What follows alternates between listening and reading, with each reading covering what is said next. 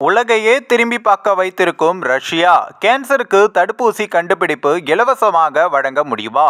ரஷ்ய அரசாங்கம் புற்றுநோய் தடுப்பூசியை உருவாக்கியுள்ளதாக அந்நாட்டு ஊடகங்கள் தெரிவித்துள்ளன. இந்த தடுப்பூசி 2025ஆம் ஆண்டின் தொடக்கத்தில் அறிமுகப்படுத்தப்படும் என்றும் எதிர்பார்க்கப்படுகிறது.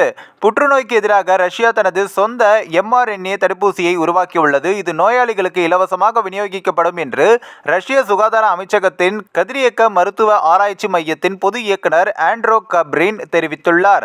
அது மட்டுமின்றி ரஷ்யா விஞ்ஞானிகள் புற்றுநோய்க்கான தடுப்பூசிகளை உருவாக்கும் கடைசி கட்ட ஆய்வு உள்ளதாகவும் கடைசி டெஸ்ட் நடந்து வருவதாகவும் விரைவில் இது நோயாளிகளுக்கு கிடைக்கும் என்றும் அந்நாட்டு அரசு தெரிவித்துள்ளது.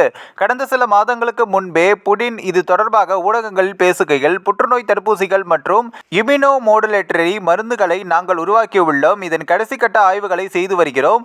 விரைவில் இவை மக்களுக்கு கிடைக்கும் என்று அதிபர் விளாடிமிர் புதின் தெரிவித்துள்ளார்.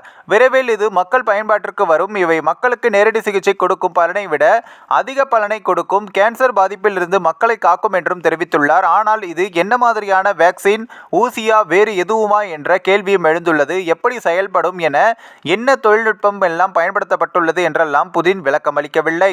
அதோடு சேர்த்து வருடங்கள் ஓடினாலும் பல தொழில்நுட்பங்கள் வளர்ந்தாலும் இன்னும் மாறாத குணப்படுத்த முடியாத விஷயம் என்றால் அது கேன்சர் தான். பல ஆய்வுகள் ஆராய்ச்சிகளுக்கு பின்பும் கேன்சர் முழுமையாக மருந்து கண்டுபிடிக்க முடியாமல் இருந்தது.